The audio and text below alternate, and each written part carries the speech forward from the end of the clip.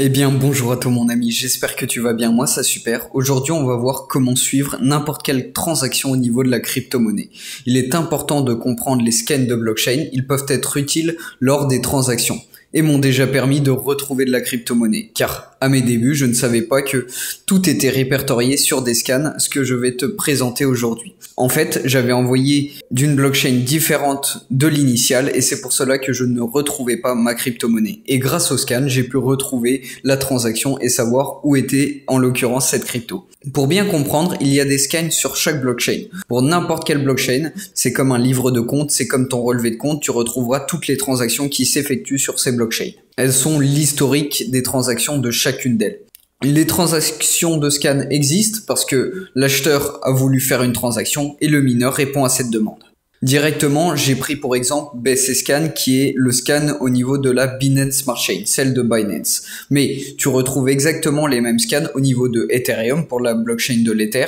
Pour la blockchain de Solana, c'est SolScan. Pour la blockchain de Avalanche, c'est Snowtrace. Et bien évidemment, pour toutes les blockchains que je n'ai pas citées, tu retrouveras aussi un scan en faisant tes recherches sur Internet. Mais je te mettrai pas mal de liens pour que tu t'y retrouves si jamais tu n'as pas trop envie de chercher. Tu auras tout simplifié dans la description. On peut voir le overview, le petit carré. Alors celui-ci est très important. Pourquoi? Parce que tu as ta balance en token natif de la blockchain, qui est en l'occurrence le BNB, qui te permettra de payer toutes les transactions des mineurs. Donc ils te le mettent à part. Lui, par exemple, c'est un wallet complètement lambda, il a 0,15 BNB. On a bien évidemment l'équivalent en dollars, donc ça lui fait du 47 $ s'il revendait au cours actuel. Et on a le cours actuel du BNB qui est affiché à 298 $ l'unité.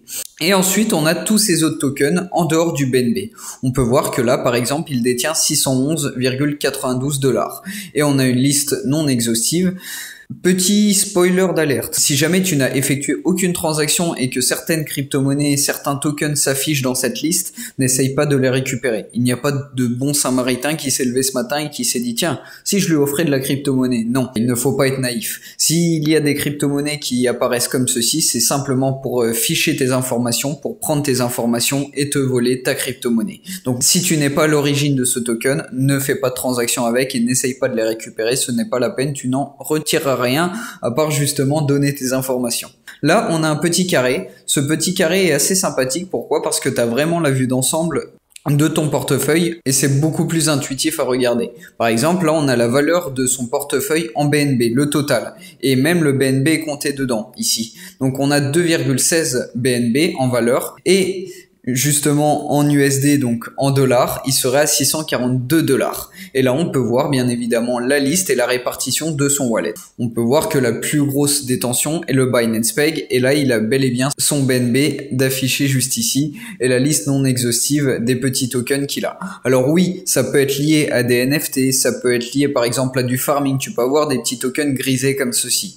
Mais en tout cas, si jamais tu n'as rien fait pour avoir ce token, ne fais pas de transaction avec. C'est un bon conseil que tu devrais garder. Ensuite, on a un grand carré. Le grand carré a plusieurs fenêtres. Là, on peut voir directement la fenêtre la plus importante, celle des transactions.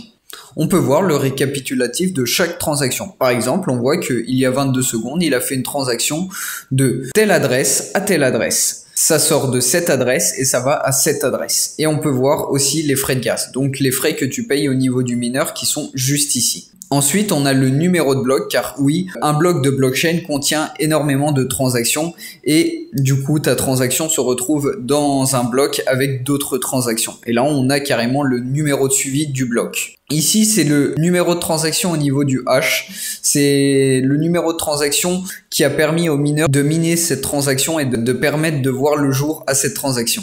Là, par exemple, on a l'idée de la transaction. On a le statut, elle a été faite avec succès. On a le bloc, on retrouve ici l'identité du bloc avec le nombre de confirmations. On a l'âge de la transaction, donc là, elle a été faite il y a moins de 5 minutes. Et on a aussi la date avec le fuseau horaire. On a la provenance du wallet, donc ça sort de ce wallet pour aller à celui-ci. Et bien évidemment, tu as d'autres informations comme les frais de transaction. Là, on peut voir que cette transaction lui a coûté 1,42 $. Il y a aussi la méthode. Là, par exemple, c'est de l'achat. Là, ça a été du swap. Bref, tu pourras retrouver différentes méthodes. L'internal transaction, le TXNS, donc la transaction interne, c'est réellement quand tu fais une transaction, par exemple, via PancakeSwap. Tu as besoin que de ton wallet. Par exemple, tu voudrais swapper, tu connectes ton wallet à PancakeSwap et tu voudrais swapper, je ne sais pas, de l'Ethereum à du Sandbox. Eh bien, tu swapperais de l'Ethereum à du Sandbox, mais ça resterait dans ton wallet. On est d'accord. Donc, il serait répertorié dans l'internal transaction, dans les transactions internes.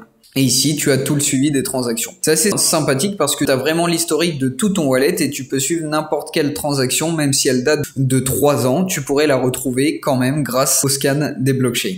Ici, là, on peut voir qu'il a tradé sur différentes blockchains. Donc là, on a du BEP20 et là, on a du ERC721. Et on retrouve bien évidemment toutes les transactions liées à ce wallet.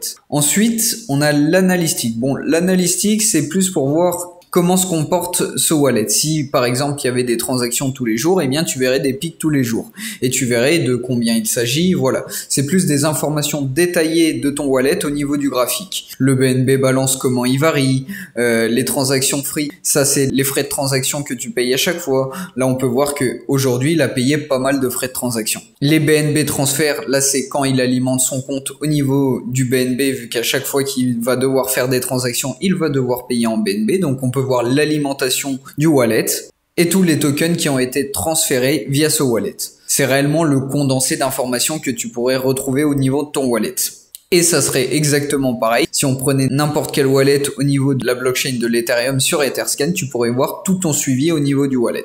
Bien évidemment, tu as quelques informations sur la page d'accueil, le prix de l'Ethereum vu que tu vas l'utiliser à chaque transaction. On a le market cap, bref, toutes ces petites informations qui pourraient te servir. Mais en tout cas, tu auras simplement à mettre dans les barres de recherche l'adresse de ton token pour pouvoir avoir l'historique de ton wallet. C'est pas forcément l'information du siècle, mais quand on débute, ça rajoute vraiment une plus-value de savoir ça. Parce que ça peut être aussi un justificatif. Par exemple, je ne sais pas, tu as des frais professionnels que tu payes via les crypto-monnaies, eh bien tu pourrais mettre comme justificatif que tu as bien payé l'Etherscan ou le BSC Scan ou le Solscan suivant la blockchain où tu as créé la transaction. Je voulais juste faire une petite aparté. J'ai un Twitter et vu que je poste de moins en moins de vidéos, vu que je les travaille de plus en plus au niveau du montage, si jamais tu veux communiquer avec moi, je suis sur Twitter et tu peux communiquer par message, je réponds assez rapidement et puis en plus de ça, on débat sur la crypto-monnaie, on fait des petits sondages au niveau des tendances de la crypto-monnaie, bref, j'essaye d'interagir avec vous tout simplement. Donc si tu veux être un peu plus impliqué dans la chaîne, n'hésite pas à suivre mon Twitter, le lien sera bien évidemment en description. En tout cas, voilà, j'espère que cette courte vidéo t'aura plu et que tu auras bien compris comment fonctionne la lecture des transactions, mais c'est réellement quelque chose que tu utiliseras couramment dans ta vie d'utilisateur crypto-monnaie. Même si c'est du basique, eh bien, si j'ai pu t'aider avec ça, j'en serai très content. En tout cas, si tu as la moindre question au niveau des transactions, comment suivre sa transaction, si jamais tu as perdu de la crypto-monnaie, je ne sais pas, peu importe la question que tu auras au niveau de cette vidéo, n'hésite pas à me le dire en zone commentaire, j'essaierai d'y répondre le plus clair possible. En tout cas, voilà, j'espère que la vidéo t'aura aidé. N'hésite pas à liker, à commenter si mon contenu te plaît. Et je te dis à la prochaine pour une prochaine vidéo.